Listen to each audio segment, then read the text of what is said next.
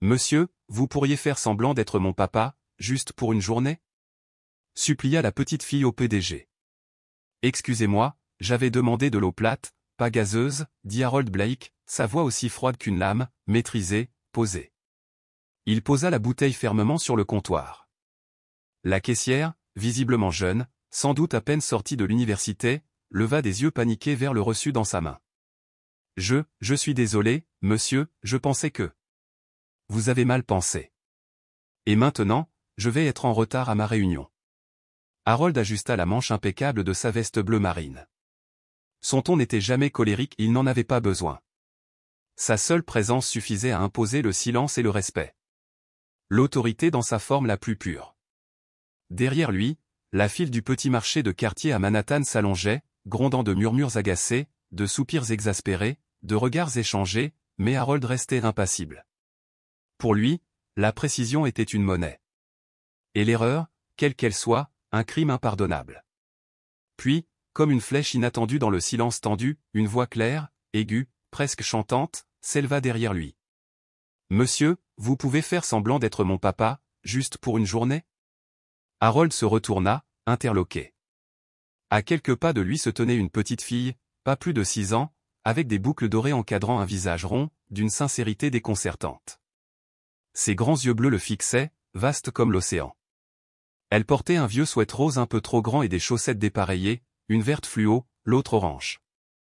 Derrière elle, une jeune femme se précipita, le souffle court, le visage rougi par la panique. « Anna !»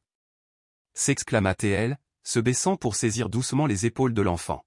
« Chérie, tu ne peux pas t'enfuir comme ça. » Elle leva les yeux vers Harold, embarrassée. Ses cheveux blonds, tirés en une tresse en bataille, tombaient en mèche autour de son visage creusé par la fatigue. Son manteau beige était usé, ses baskets râpées, et sur son visage flottait cette expression unique des mères qui n'ont pas dormi depuis trop longtemps. Pourtant, malgré la lassitude, elle était belle. « Je suis vraiment désolée, balbutia-t-elle en ramenant Anna contre elle. Elle dit des choses parfois, elle ne voulait pas. Si, je le voulais. Coupa Anna, les yeux écarquillés. Demain, c'est la journée des papas à l'école. Tout le monde vient avec son papa. Moi, j'en ai pas, mais j'ai pensé que lui, peut-être, il voudrait bien. Harold la fixa, soudain frappé d'un étrange silence intérieur. Il en oublia complètement l'eau, la file, la réunion. Quelque chose dans ce regard d'enfant, un regard sans peur, sans filtre fissura toutes les murailles qu'il avait si méticuleusement érigées au fil des ans. « Je suis désolé, reprit la mère, essayant de faire reculer doucement sa fille. On s'en va. Vraiment, toutes mes excuses. Attendez, dit Harold. Les deux se figèrent. Il cligna des yeux une fois, puis regarda la jeune femme droit dans les siens. Votre fille, comment s'appelle-t-elle? Anna. Enfin. Anna Grace, dit-elle, hésitante. Anna Grace, répéta-t-il, comme s'il goûtait les mots. Et vous? Je m'appelle aussi Anna. Je travaille à la bibliothèque l'après-midi, et le soir au dîner sur la 14e. On ne demande rien, je vous le promets. Elle ressent juste un vide. Quelque chose qu'elle n'a jamais eu. Harold baissa les yeux vers Anna. Elle se tenait bien droite à côté de sa mère, si petite et pourtant pleine d'une espérance désarmante. La plupart des enfants se seraient cachés derrière leurs parents, mais pas elle. Elle soutenait son regard comme si tout dépendait de cette connexion. Et, son père, demanda-t-il, presque malgré lui. La voix d'Anna s'adoucit. Il est décédé quand elle avait 2 ans. Un accident de voiture. Elle ne se souvient pas de lui. Derrière eux, le silence avait remplacé les murmures agacés de la file. Harold inspira profondément. Dans son esprit, des reflets de sa propre vie défilèrent, des réunions froides, des appartements vides, des couloirs où ses pas résonnaient sans jamais croiser d'âme. Il avait passé sa vie à partir avant qu'on ne puisse le quitter. Mais là, dans ce petit marché de quartier, une enfant venait de lui demander de rester. Juste un jour. Demain, à quelle heure commence cette journée des papas, demanda-t-il lentement. À 10 heures, dit Anna, surprise. Mais vous n'êtes pas obligé. J'y serai, dit-il. Les yeux d'Anna s'illuminèrent comme un sapin de Noël. Vrai? Murmura-t-elle. Il acquiesça d'un signe de tête. Mais juste pour un jour, d'accord? Elle rayonna. Anna, trop bouleversée pour parler, observa l'homme qui ressemblait à un magnate de la finance se pencher à la hauteur d'Anna et lui souffler, presque en souriant. Prépare un bon programme. Je ne supporte pas le désordre. Anna éclata de rire. Et Harold Blake, l'homme le plus glacé de Wall Street, sortit du magasin. Non pas avec de l'eau plate. Mais avec une promesse. Le lendemain matin, le vent sifflait entre les immeubles fatigués, comme pour rappeler à la ville qu'elle savait encore être cruelle. Sur un banc, devant l'école d'Anna, Harold était assis à côté d'Anna. Elle serrait entre ses mains une tasse de café tiède en carton. Elle ne comprend pas vraiment ce que c'est, un papa, dit Anna à voix basse, rompant le silence. Elle était trop petite quand il est parti. Mais les enfants, ils sentent l'absence. Ils voient ce que les autres ont. Harold regarda Anna au loin. Elle marchait sur le bord du trottoir, en équilibre comme une funambule, son petit sac rebondissant dans son dos à chaque pas. Un ruban jaune pâle flottait dans ses cheveux, un peu de travers. Elle est vive, dit-il. Elle est tout, répondit Anna. Il ne dit rien. Ses mains croisées dans son manteau, sa montre brillant sous le ciel gris. Je ne voulais pas qu'elle vous mette dans cette situation, reprit Anna. Elle est différente. Elle ressent les choses plus fort que les autres enfants. Je ne fais pas les enfants, trancha Théil. Je me doutais bien, dit Anna en souriant presque. C'est justement ce que je n'arrive pas à comprendre, pourquoi vous avez dit oui? Il se tourna vers elle. La regarda vraiment. Oui, elle était fatiguée. Mais il y avait en elle une force, une résilience forgée par des tempêtes silencieuses. J'essaie encore de comprendre, répondit-il doucement. À ce moment précis, Anna revint en courant, rayonnante. Venez. C'est presque l'heure. Ils ont dit qu'on pouvait amener nos papas dans la salle de jeu. Harold se leva, ajusta son manteau. Hésita une seconde. Puis tendit la main. Anna l'attrapa sans réfléchir, ses petits doigts glissant naturellement dans les siens. Ils entrèrent dans l'école. Anna les suivit, le cœur serré, observant sa fille lever les yeux vers Harold comme s'il avait toujours été là. La classe était un tourbillon de peinture, de cabanes en carton, d'étiquettes aux couleurs criardes où l'on lisait « Papa et moi ». Harold jurait dans le décor, 2 mètres d'élégance glacée au milieu d'un océan de sweats à capuche et de baskets usées. Mais Anna n'en avait que faire. Elle le tirait par la main à chaque atelier, riait alors qu'il tentait de découper des formes avec des ciseaux pour enfants ou de jouer à la marelle. Les autres parents le regardaient à la dérobée. Certains le reconnaissaient le roi de la finance dans une salle de maternelle. Mais aucun n'osa l'approcher. Puis vint l'heure de l'histoire. Tous les enfants se blottirent sur des coussins. Anna grimpa sur les genoux de Harold comme si c'était la chose la plus naturelle du monde. Elle lui tendit un petit livre, couvert de dessins à la main. Sur la couverture, on pouvait lire « Mon papa est un super-héros ». Harold hésita. « Lis-le », chuchota Anna. Alors il lut. Sa voix, habituellement réservée au bilan trimestriel et aux fusions d'entreprises, s'adoucit. Il prononçait chaque mot avec un soin nouveau. À mi-parcours, Anna s'appuya contre lui, ferma les yeux. « Tu sens bon » murmura-t-elle. Comme un vrai papa.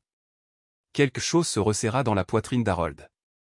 Il leva les yeux et vit Anna, debout derrière la vitre, les mains jointes contre sa poitrine. Ses yeux brillaient. Harold baissa à nouveau les yeux vers Anna.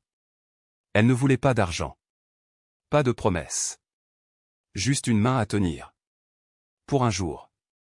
Et sans savoir pourquoi, il réalisa qu'il voulait être cette main-là. Elle tira doucement sur sa main, les yeux brillants d'impatience. Prêt, demanda-t-elle, un sourire aux lèvres. Pas du tout, marmonna-t-il, mais il la suivit à l'intérieur malgré tout. La salle débordait de vie. Des enfants couraient dans tous les sens, riant à gorge déployée, bondissant avec cette énergie incontrôlable que seule la combinaison du sucre et de l'excitation peut engendrer. Des pères accroupis construisaient laborieusement des circuits de train, s'en mêlant les doigts avec des bâtons de colle, d'autres lisaient des albums illustrés d'une voix exagérée, déclenchant des éclats de rire. Au milieu de ce chaos joyeux, Anna se redressa fièrement, le menton levé, le regard assuré. Elle se posta au centre de la pièce, comme une reine proclamant un décret. « C'est mon papa », déclara-t-elle d'une voix claire et sucrée, juste pour aujourd'hui. Tous les regards se tournèrent vers Harold. Certains pères lui jetèrent un coup d'œil discret, puis y regardèrent à deux fois, surpris. Près de la porte, une mère chuchota à l'oreille d'une autre, les yeux écarquillés. L'enseignante, mademoiselle Lynn, cligna des yeux deux fois, interloquée, avant de s'avancer avec un sourire professionnel. Monsieur Blake, dit-elle en tendant la main. Harold, répondit-il simplement en lui serrant la main. Bienvenue, monsieur Blake. Nous sommes ravis que vous ayez pu nous rejoindre. Anna rayonnait. Ensemble, ils se déplacèrent d'un atelier à l'autre. Harold peignit un arc-en-ciel un peu bancal avec Anna. Ses premiers coups de pinceau étaient hésitants, rigides, mais peu à peu, sous les encouragements de la petite, son geste devint plus souple, plus libre. Anna lui fabriqua une couronne en papier, couverte de paillettes et d'autocollants mal collés, qu'il porta avec un soupçon d'embarras. Il refusa presque de chanter lors de l'activité musicale, presque. Au coin pâte à modeler, Anna façonna une minuscule famille de 3 personnages, une petite fille, une maman blonde et un homme grand avec des lunettes rondes sculptées dans la pâte. C'est nous, chuchota T.L. Juste pour aujourd'hui. Harold contempla les figurines, la mâchoire serrée, incapable de parler. Vint ensuite l'heure du cercle. Les enfants s'assirent en rond, chacun à côté de son papa. Mademoiselle Lynn frappa doucement dans ses mains pour capter l'attention. Aujourd'hui, dit-elle, nous allons partager une histoire. Elle peut être réelle ou inventée. Racontez quelque chose sur votre papa qui vous rend heureux. Harold sentit la petite main d'Anna serrer la sienne. Elle se leva, minuscule, mais rayonnante, et fit un tour d'horizon du cercle avant de commencer. Mon papa m'emmène en aventure, dit-elle. Sa voix était douce mais assurée. Tous se turent, même les enfants les plus agités. On fait des grandes promenades en ville, et on prend le thé avec des tigres. Il porte une cape sous ses vêtements de travail et il ne laisse jamais les monstres entrer dans mon placard. Il me lit des histoires qui me font rêver. Il est fort et silencieux, mais quand je ris, il rit aussi. La pièce était suspendue à ces mots. Même les enseignants s'étaient immobilisés. Et parfois, ajouta-t-elle d'une voix légèrement tremblante, il arrive juste quand j'ai le plus besoin de lui. Harold cligna des yeux, les fixant sur elle pour ne pas faiblir. Anna se rassit et glissa doucement sa petite main dans la sienne. Il la serra, sans dire un mot. Merci, Anna, murmura mademoiselle Lynn, la gorge serrée. C'était magnifique. De l'autre côté de la fenêtre, Anna observait toute la scène, figée. Elle était venue simplement déposer la boîte à goûter qu'Anna avait oubliée. Mais lorsqu'elle vit Harold agenouillé sur le tapis, une couronne de papier sur la tête, tenant une petite main en pâte à modeler dans la sienne, elle n'eut pas le cœur de les interrompre. Puis elle entendit la voix de sa fille, chaque mot résonnant à travers la vitre. Chacun d'eux la transperçait un peu plus. Les larmes jaillirent, silencieuses, roulant sur ses joues sans qu'elle puisse les retenir. Sa main se posa instinctivement contre la vitre. Ce qu'elle voyait, ce n'était pas un rôle, ni un mensonge. C'était réel. Une chose précieuse. Quelque chose qu'elle n'aurait jamais cru que sa fille pourrait vivre. À l'intérieur, Anna posa sa tête contre le bras de Harold. « Tu t'en sors très bien, murmura-t-elle. Il baissa les yeux vers elle, incapable de répondre. Car quelque chose en lui s'était fissuré. Et il n'était pas certain de vouloir que cela se referme. Ce soir-là, alors que la ville scintillait sous les derniers rayons du crépuscule et que les klaxons formaient un murmure lointain, Harold fit quelque chose qu'il n'avait pas fait depuis des années, il réserva une table pour 3. Pas pour une réunion d'affaires. Pas pour discuter de contrat. Juste un dîner. Une petite fille aux boucles dorées. Sa mère, lumineuse de simplicité. Et un homme qui commençait à se demander si les murs qu'il avait dressés autour de lui valaient vraiment ce qu'il lui avait coûté.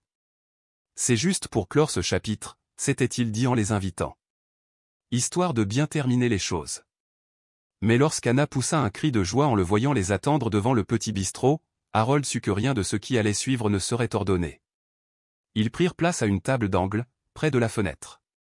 Une douce musique s'élevait dans l'air, les lumières tamisées donnaient une ambiance chaleureuse. Anna sautillait sur sa chaise en feuilletant le menu pour enfants.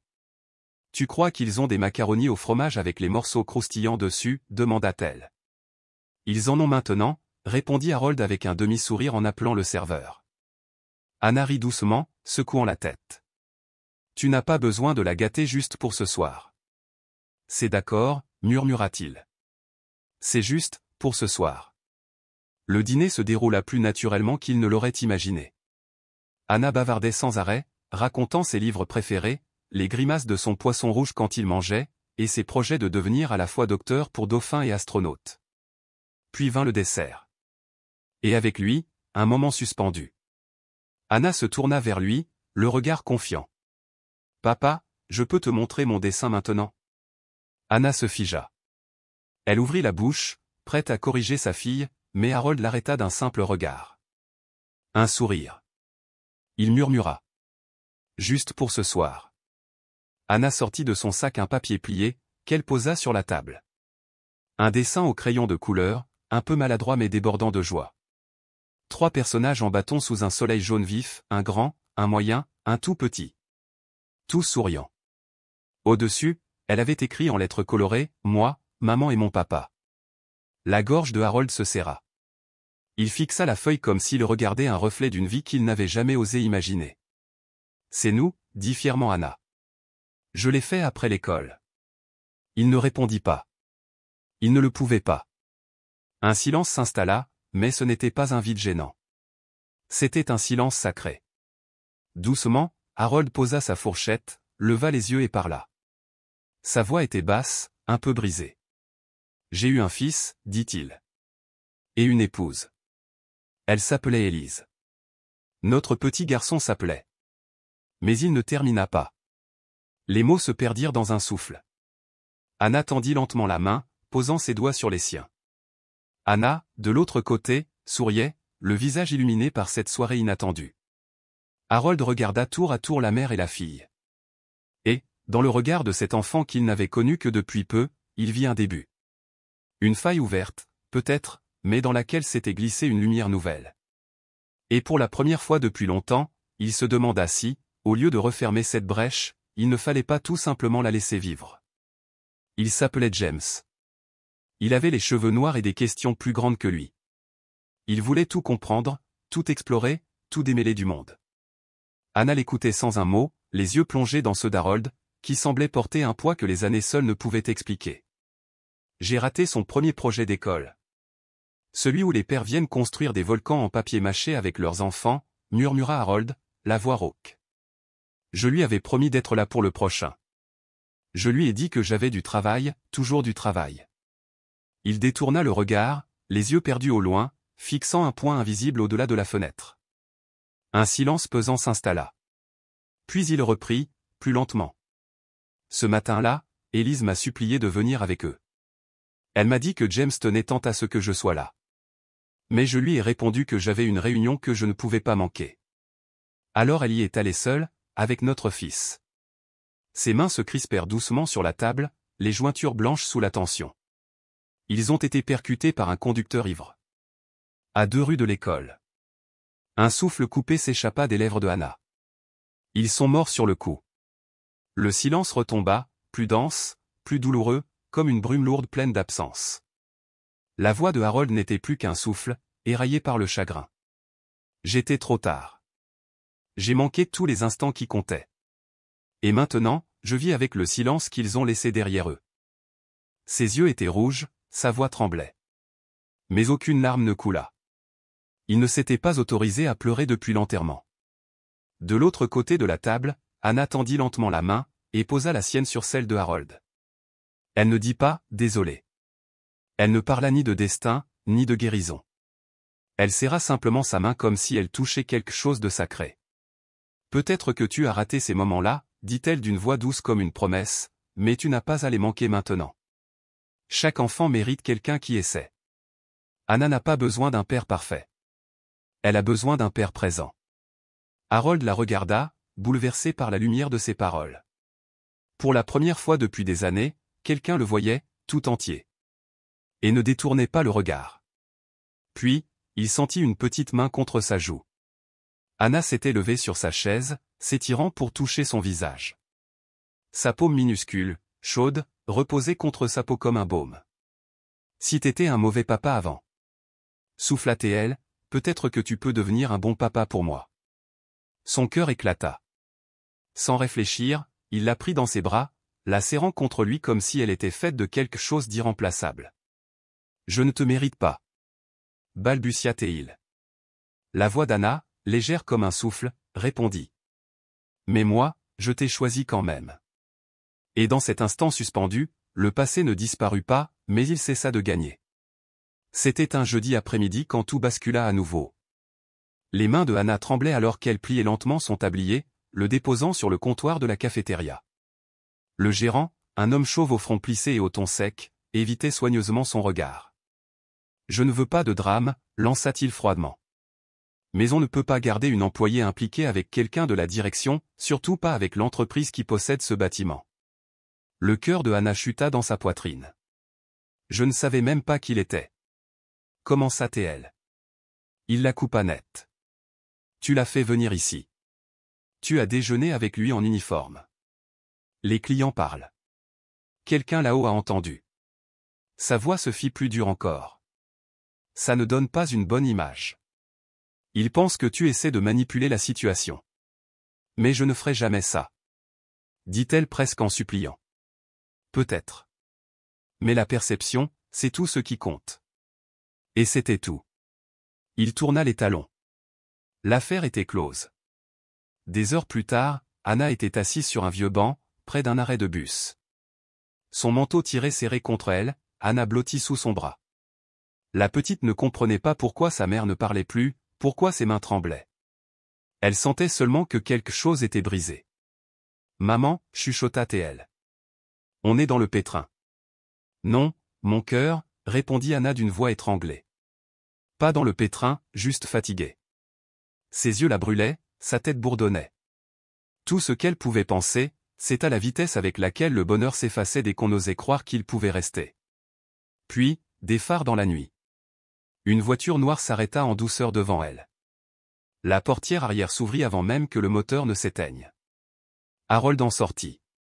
Il regarda autour de lui une seconde, puis son regard se posa sur elle, recroquevillée sous un lampadaire vacillant. Anna leva les yeux, surprise, essuyant précipitamment son visage. « Qu'est-ce que tu fais là » demanda-t-elle, la voix cassée. Mais il ne lui répondit pas tout de suite. Il marcha droit vers Anna, s'agenouilla sur le trottoir, et plongea son regard dans celui de l'enfant. Sa voix était basse, vibrante d'émotion. « Personne ne fera de mal à ta maman. Pas tant que je suis là. » Anna cligna des yeux, surprise. Puis, un sourire timide naquit, doux et lent. Elle l'entoura de ses bras. Il la regarda, le cœur battant. « Elle a perdu son travail, à cause de moi. »« Ce n'est pas ta faute, » murmura Anna. « Si, ça l'est. » Il se releva. « Et je n'ai pas l'intention de laisser les choses comme ça. » 2 jours plus tard, Anna franchit les portes des bureaux de la Fondation Blake, une branche discrète mais influente de l'empire dirigé par Harold. À peine avait-elle posé le pied dans le hall que des petits pas précipités résonnèrent dans le couloir. « Papa !» La voix d'Anna jaillit comme un rayon de soleil.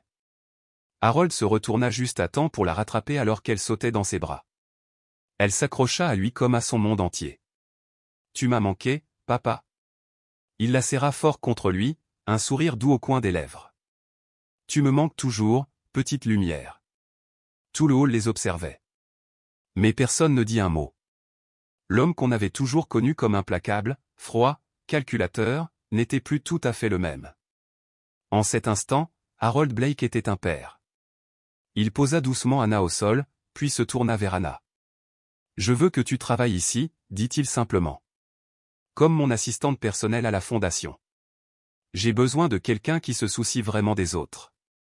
Et toi, tu n'as jamais cessé de donner, même quand ça t'a coûté cher. » Anna avala difficilement sa salive. « Je ne veux pas de pitié. »« Ce n'est pas de la pitié, » répondit-il. « C'est une deuxième chance.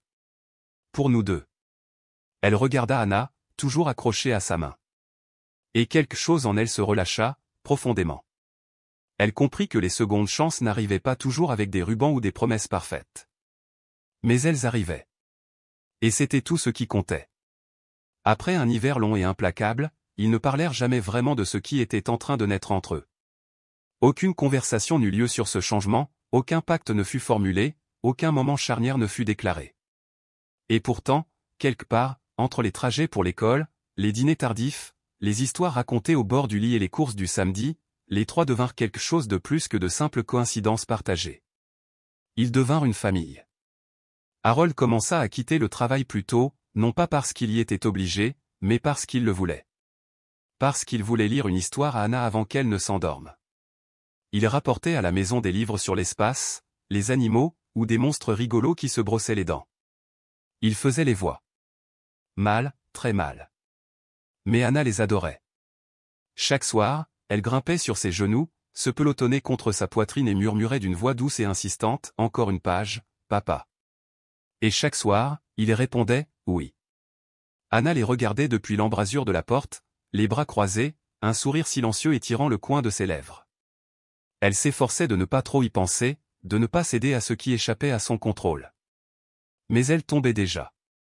Elle était déjà prise dans ce vertige tendre. Elle aimait la manière dont Harold nouait les lacets d'Anna trop serrés et devait recommencer 2 fois. Elle aimait qu'il garde toujours un élastique dans sa poche de manteau, au cas où. Elle aimait surtout la manière dont il la regardait, elle pas comme une mère célibataire ou un fardeau, mais comme une personne pleine de valeur. Et cela la terrifiait, car elle avait déjà connu l'espoir. Et elle savait trop bien ce que cela faisait, quand il lui échappait entre les doigts. Un vendredi soir, Anna rentra de l'école étrangement silencieuse. Elle repoussa son assiette sans toucher à son dîner, puis alla s'installer contre Harold sur le canapé. Son visage était chaud, ses joues pâles. Anna s'agenouilla près d'elle, une main sur son front. « Qu'est-ce qui ne va pas, mon ange ?» demanda-t-elle doucement. « Mon ventre me fait mal », murmura Anna. 1 heure plus tard, sa température avait grimpé à 39,5 degrés Celsius. Anna paniqua. Elle courait chercher des linges humides, appelait le pédiatre, vérifiait frénétiquement les symptômes. Harold, lui, resta calme. Jusqu'à ce qu'Anna commence à pleurer dans son sommeil. Alors il ne resta plus calme du tout. Il s'assit à son chevet, lui prit la main, repoussa les mèches trempées de sueur qui collaient à son front. « C'est fini » souffla-t-il, la voix douce. « Tu es en sécurité. Je suis là. » Mais alors Anna bougea, gémissant faiblement dans son sommeil. « Ne me laisse pas toi aussi, papa. » Harold se figea. Chaque mot le transperça comme une lame. Il n'avait pas pleuré depuis des années. Ni à l'enterrement. Ni dans les mois qui suivirent. Mais cette petite voix, ce cri venu d'un cauchemar, traversa toutes ses défenses. Les larmes coulèrent lentement, silencieusement, tandis qu'il la serrait contre lui. Son petit corps brûlait de fièvre et tremblait dans ses bras. Il la berçait doucement, incapable de lâcher prise. « Je suis là » sanglota-t-il. « Je ne vais nulle part. Je te le promets. » Et il resta ainsi toute la nuit. Il ne bougea pas. Il ne dormit pas. Il la tint dans ses bras, murmurant des mots de réconfort sans fin, jusqu'à ce que la fièvre finisse par tomber, à l'aube. Quand Anna entra dans la chambre au petit matin, elle les trouva toujours installés dans le fauteuil à bascule. Anna dormait paisiblement, levée contre Harold. Lui, brisé et pourtant en train de guérir. Ses yeux étaient rouges, sa chemise trempée de sueur et de larmes. Mais ses bras, eux, ne tremblaient pas. Il leva les yeux vers Anna, et dans ce regard, il y avait quelque chose de brut, d'indicible, qui parlait de douleur et d'amour tout à la fois. Elle comprit alors. Il avait enfin laissé les émotions l'envahir. Pas seulement le deuil. L'amour. Le vrai. Terrifiant, profond, magnifique. Et elle sut qu'à cet instant, aucun d'entre eux ne serait plus jamais le même. Il ne l'avait pas vu depuis des années. Daniel Marks, le beau-frère de Anna, l'unique parent vivant du côté de son défunt mari, surgit un dimanche matin sans prévenir. Costume trop rigide, regard dur. « Il paraît que tu laisses un PDG jouer à la poupée avec ma nièce » lança-t-il sèchement depuis le perron. « Ça, Anna, ce n'est pas une famille. C'est de la convenance. » Anna resta figée, les bras instinctivement étendus comme pour protéger l'entrée de la maison. « Tu ne l'as même jamais rencontré » répondit-elle calmement. « C'est bien pour ça que je veux changer ça » répliqua-t-il. « Je vais déposer une demande de garde légale. Tu crois qu'un milliardaire peut lui offrir ce dont elle a vraiment besoin? Des valeurs, de la stabilité? Tu ne réfléchis plus clairement, tu agis par désespoir. » Derrière elle, Harold se tenait droit, les poings fermement serrés. Le cœur de Anna battait à tout rompre. Son monde, qu'elle avait reconstruit patiemment pierre par pierre, semblait sur le point de lui être arraché. Quelqu'un d'un passé qu'elle avait mis des années à enterrer voulait tout renverser. Le tribunal était glacial, plus encore que les rues enneigées à l'extérieur. Des rangées de bancs de bois formaient une haie austère, aussi rigide que les visages des spectateurs. Le juge, perché au sommet, lisait les documents d'un œil impassible, la toge noire comme l'hiver. Devant, Anna était assise à côté d'Harold. Sa petite main enserrait la sienne si fort qu'on aurait dit qu'elle s'y accrochait pour ne pas sombrer. Ses pieds ne touchaient même pas le sol, mais sa présence emplissait la salle, comme si elle était la plus grande personne dans la pièce. En face, Daniel Marks, raide et poli, s'inclina légèrement vers le juge, la voix tranchante. « Cet homme, dit-il en désignant Harold, n'est pas de la famille. Il n'est qu'une distraction temporaire. Un étranger fortuné qui connaît cet enfant depuis quoi? Quelques semaines? Quelques mois. Ce que je veux, c'est ce qu'il y a de mieux pour Anna. Et ce qu'il y a de mieux, c'est le lien du sang. Une stabilité concrète, pas un conte de fées. » Des murmures s'élevèrent dans la salle. Le juge leva la main. « L'amour a-t-il une place dans ce tribunal, monsieur Marks ?» Daniel hésita. La question le déstabilisa. Bien sûr que oui. Mais l'amour ne remplace ni les responsabilités ni les liens biologiques. Le juge hocha lentement la tête, pensif. Puis un son se fit entendre. Léger. Presque imperceptible. Une chaise qui grince. Un petit corps qui se lève. Anna. Elle se leva du banc des témoins, un peu chancelante, mais déterminée. Elle serra la main d'Harold encore plus fort, puis avança lentement vers le centre de la pièce. Tous les regards la suivaient. Le silence se fit, profond. Le greffier fit un pas vers elle, inquiet. Mais le juge leva la main, comme pour lui dire de la laisser faire. Anna inspira profondément. « Je sais que Harold n'est pas mon vrai papa. Mais c'est lui qui m'apprend à rêver.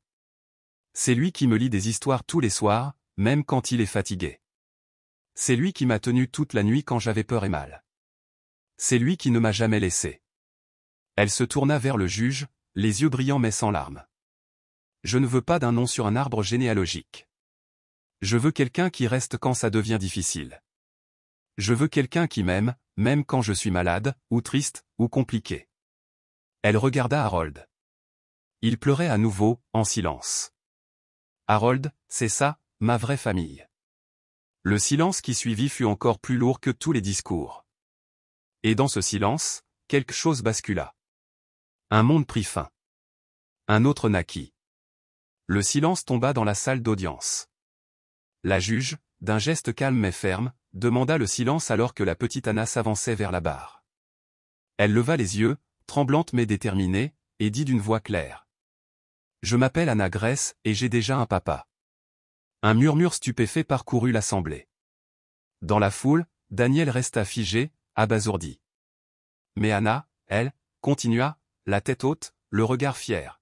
« Il me lit une histoire tous les soirs. Il ne crie jamais. Il fait sourire maman. Il me tient la main quand j'ai peur, et jamais il ne me fait sentir que je suis trop petite ou trop encombrante. » Un silence profond tomba sur la salle. Anna se tourna alors vers Harold, assis quelques mètres plus loin. « Je ne veux pas d'un nouveau papa. J'ai déjà choisi le mien. » Harold cligna des yeux, l'émotion le submergeant. Les larmes lui piquaient les paupières. Il se força à ne pas pleurer. Il voulait rester digne, mais quelque chose, en lui, s'effondrait, pour se reconstruire. La juge se renfonça lentement dans son siège, laissa passer un long moment, puis prononça, d'une voix paisible mais pleine d'autorité. « Compte tenu du témoignage émotionnel, du lien manifeste entre l'enfant et M. Blake, et de l'absence de relation stable préalable avec M. Marks, cette cour rejette la demande de tutelle. » Un souffle s'échappa de la bouche de Anna. Elle porta sa main à ses lèvres, sous le coup de l'émotion. Anna courut vers Harold et se jeta dans ses bras, sa tête blottie contre sa poitrine.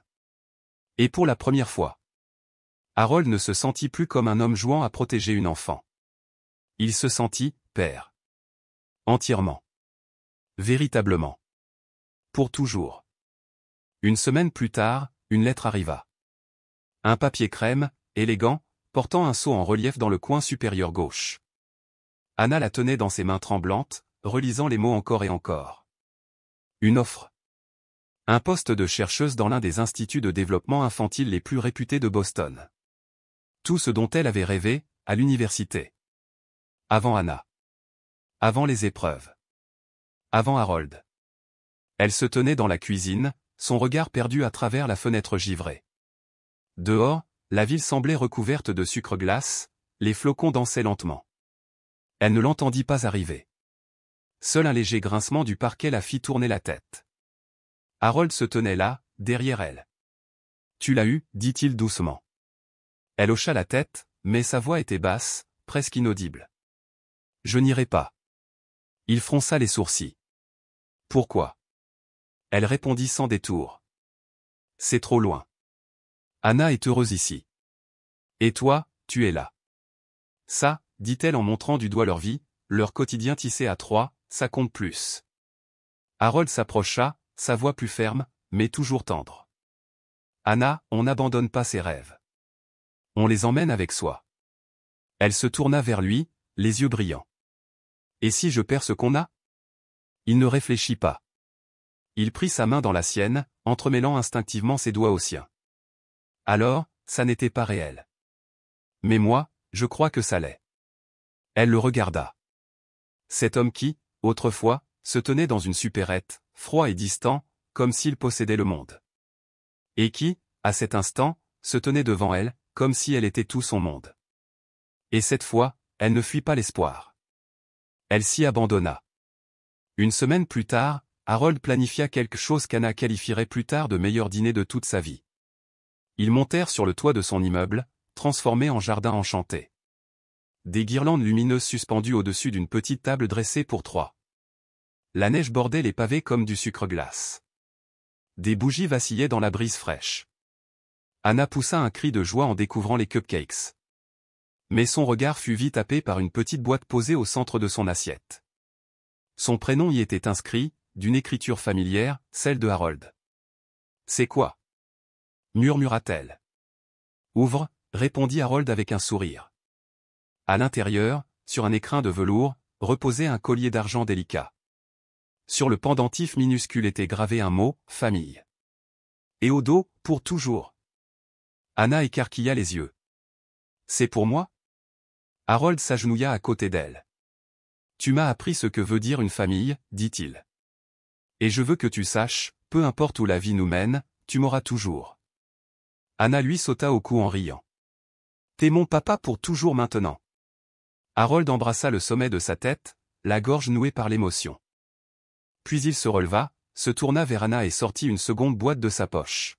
« Anna, dit-il doucement, tu es entrée dans ma vie comme une tempête, et tu l'as transformée en maison. » Elle porta la main à sa bouche, tremblante. « Cette fois, je ne fais pas semblant. Je ne veux pas du temporaire. Ni du pratique. Je veux du vrai. » Il ouvrit la boîte. Un anneau simple, sans fioriture. Intemporel. « Est-ce que tu veux être ma famille, pour de vrai ?» Les larmes coulèrent sur les joues de Anna. Elle hocha la tête, incapable de prononcer un mot, et se jeta dans ses bras. Anna battit des mains. « Je peux être la fille aux fleurs ?» Harold rit en tenant Anna contre lui. « Tu seras bien plus que ça. » 6 semaines plus tard, la petite chapelle baignait de lumière. Elle était remplie de rires et de roses blanches. Anna ouvrit la marche dans une robe blanche à ceinture scintillante, un sourire fier aux lèvres. Elle déposait des pétales en petit tas maladroit, saluant chaque invité d'un petit signe de main. Harold attendait à l'hôtel, élégant dans son costume, les mains légèrement tremblantes. Et puis, Anna apparut. Radieuse.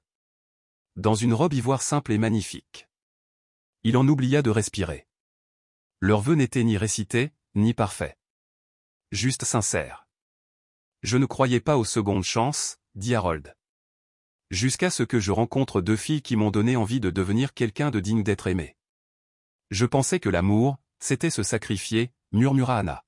« Mais tu m'as montré que ça pouvait aussi vouloir dire, rentrer à la maison. » Anna se tenait à leur côté, les mains accrochées à celles de ses 2 parents, rayonnantes.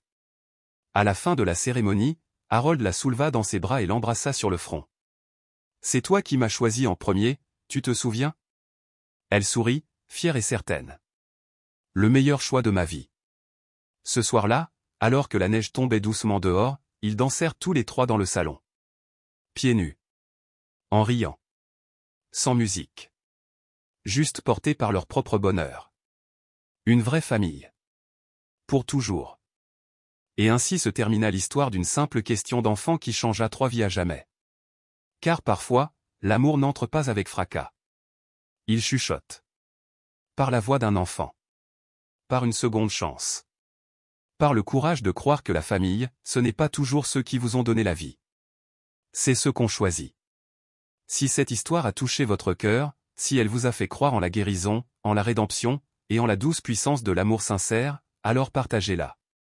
Abonnez-vous à Histoires qui émeuvent l'âme, là où nous vous racontons les récits qui révèlent la beauté de l'esprit humain. Des histoires qui prouvent qu'un étranger peut devenir votre pour toujours. Et d'ici là, gardez espoir. Car parfois, ce sont les voix les plus petites qui nous ramènent à la maison.